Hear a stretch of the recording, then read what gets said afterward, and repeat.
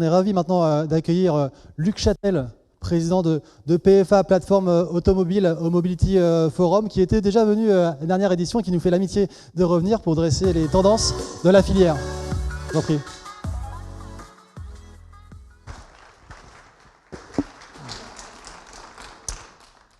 Merci, Monsieur le Ministre. Cher Vincent, bravo pour le travail à toute l'équipe du Hub, qui fait un boulot formidable et passionnant sur tous nos sujets.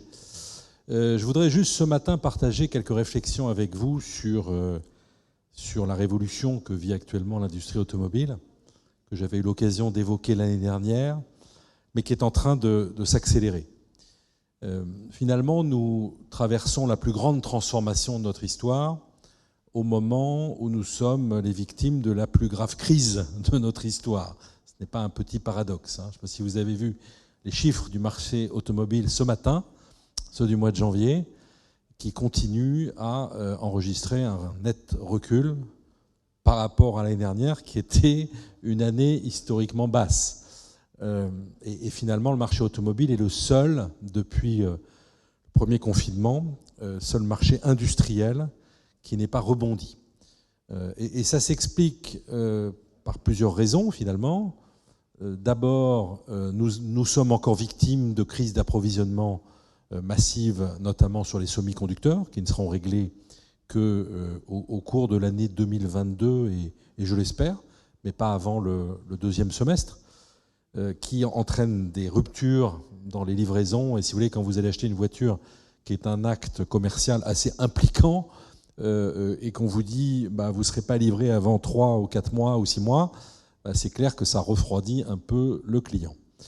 Nous sommes aussi victimes d'une augmentation massive, comme d'autres industries, mais peut-être encore plus, de matières premières, mais des augmentations qui sont assez délirantes, qui font que vous avez eu une répercussion sur les prix tout au long de la chaîne, y compris sur le consommateur final. Les prix ont augmenté au moment où on a plutôt envie d'attirer les clients dans les concessions. Et puis enfin, nous avons un troisième phénomène qui est plus structurel, qui est que face à la révolution que je vais évoquer devant vous, le client est aujourd'hui interrogatif, est un peu dubitatif. Faites l'exercice, si demain vous devez acheter une voiture neuve, quelle motorisation est-ce que je vais choisir ? Paris va, en 2024, interdire les véhicules au diesel. L'électrique, on va en parler, il y a eu d'énormes progrès, mais est-ce que j'ai le réseau de bornes de recharge qui me permet librement de circuler, de faire 500 km avec un confort d'utilisation comparable à celui du moteur thermique ? Ce sont des questions que nous posent nos clients et indiscutablement qui aujourd'hui retardent l'acte d'achat. Alors, il n'empêche que les industriels de l'automobile ont fait un virage absolument historique, qui n'est jamais arrivé dans l'histoire de l'automobile. Songez que pendant plus de 100 ans, les industriels de l'automobile ont vendu des voitures à moteur thermique. C'était le choix qui s'était imposé dans les années 20, à peu près. Il y avait 3 technologies, historiquement, dans l'invention de l'automobile. Il y avait le moteur à vapeur, il y avait le moteur électrique. Le premier record de vitesse de voiture a été battu par un véhicule électrique. Et puis il y avait le véhicule thermique qui s'est imposé avec le temps pour plusieurs raisons. C'est la question de coût-efficacité finalement. Le réseau, et c'est notamment le droit à Henry Ford, de maillage du territoire américain par les stations-service a notamment été l'une des raisons de l'émergence du moteur thermique. Toujours est-il que pendant 100 ans, ça a été probablement la plus grande barrière à l'entrée des industriels de l'automobile. Il faut plus de 5 milliards d'euros pour développer un moteur thermique. Demain, avec un moteur électrique, avec quelques dizaines de milliers d'euros, vous pouvez développer un moteur électrique. Vous avez une barrière industrielle absolument majeure qui s'effondre. Ce n'est pas la seule singularité. Vous avez un deuxième élément, c'est que la différenciation des constructeurs, pendant des décennies, elle s'est faite sur le moteur. On achetait une Renault parce qu'on aimait la résistance du moteur Renault. On achetait d'autres types de cylindrées, on pouvait reconnaître le moteur Citroën à l'oreille. On reconnaissait un 6 cylindres, ou ne parlons pas des 8 ou des 12 cylindres, évidemment, à l'oreille. Tout cela va disparaître avec le moteur électrique.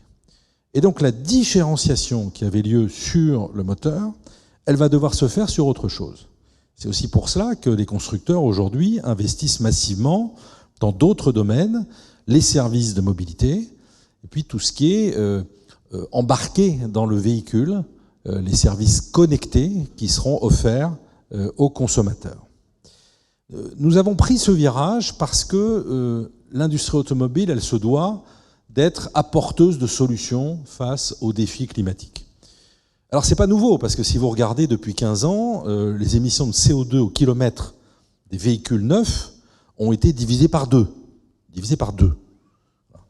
Nous allons à nouveau les diviser par deux en 10 ans.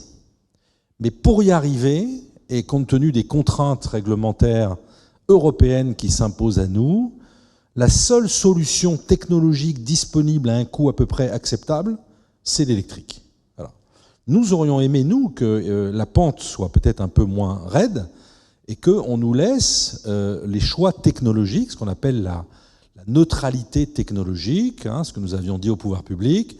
La Commission européenne, les gouvernements font les règlements, c'est leur responsabilité. Les industriels apportent les solutions technologiques.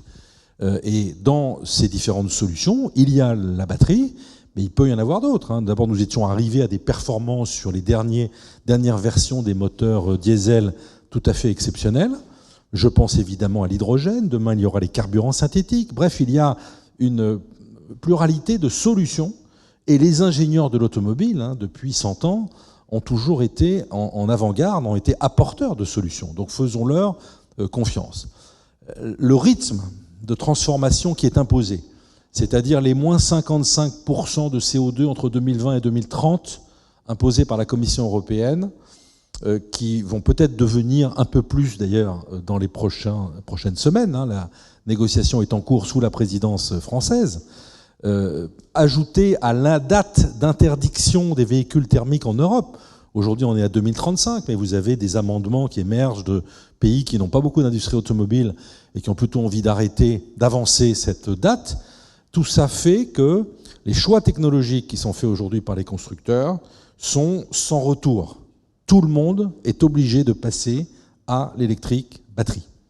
Et regardez, il n'y a pas une semaine où un constructeur européen, la fin des moteurs thermiques et l'accélération de cette transition. Parce qu'à partir du moment où on considère que c'est inéluctable, le seul enjeu pour être compétitif pour les constructeurs, c'est d'être le premier dans le nouveau monde. Et donc de tout investir, tout mobiliser dans cette transformation. Est-ce que cette transformation, finalement, elle va de soi et est-ce qu'elle va se faire sans difficulté? La réponse est non. D'abord, est-ce que les consommateurs seront au rendez-vous? Le pire serait que des choix technologiques aient été faits, que les constructeurs aient investi massivement des centaines de milliards d'euros en Europe. Des centaines de milliards d'euros vont être investis d'ici 2030 dans la transformation électrique. C'est jamais vu dans l'industrie automobile. Et puis qu'à la fin, il n'y ait pas de clients. Alors si vous regardez les parts de marché de l'électrique, je citais les chiffres de ce matin du mois de janvier, vous apercevez qu'en gros, ça a doublé par rapport à janvier l'année dernière et qu'en 2021, on est à presque 20% du marché de véhicules électrifiés. C'est au-delà des véhicules diesel. Donc oui, il y a eu une vraie percée auprès des consommateurs depuis 2 ans qui est encourageante. Mais si nous voulons tenir les engagements que j'évoquais tout à l'heure, c'est pas 20% du mix, c'est 70% du mix.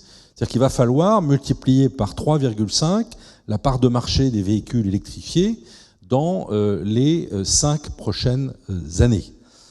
Or, nous avons encore un certain nombre de sujets à résoudre. D'abord, le prix. Un véhicule électrique, c'est 40% plus cher qu'un véhicule thermique.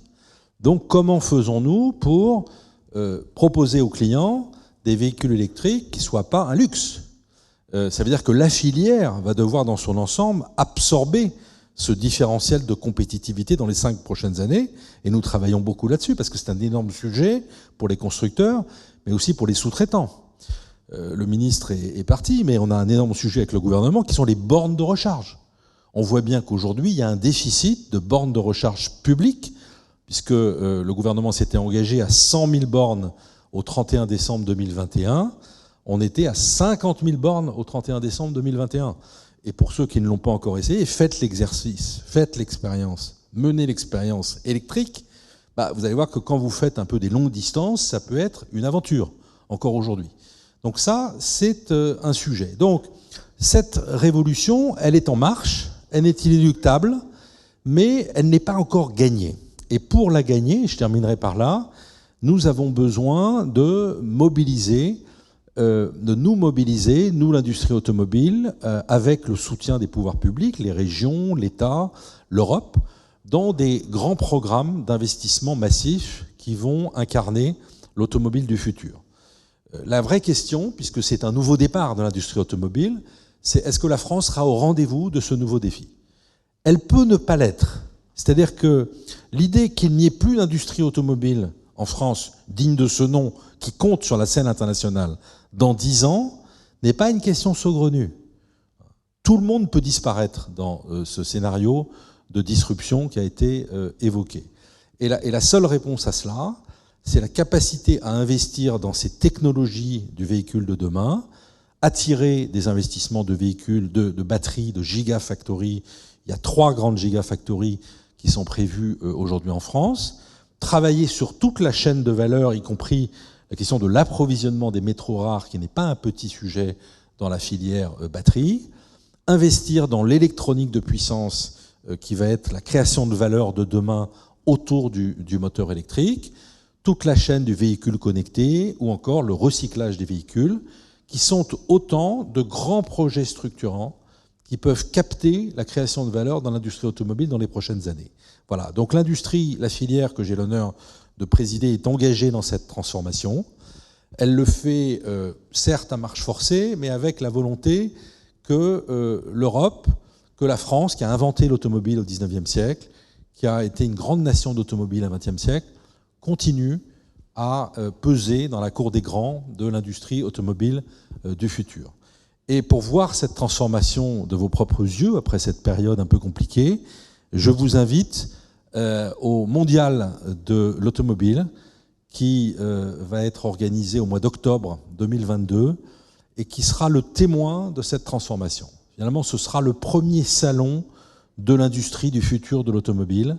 Et notre objectif, c'est vraiment de montrer ce qui s'est passé en 4 ans, depuis le dernier mondial, 2018, la transformation historique de notre industrie pour apporter des solutions et pour être véritablement au rendez-vous de ce changement climatique. Merci à vous.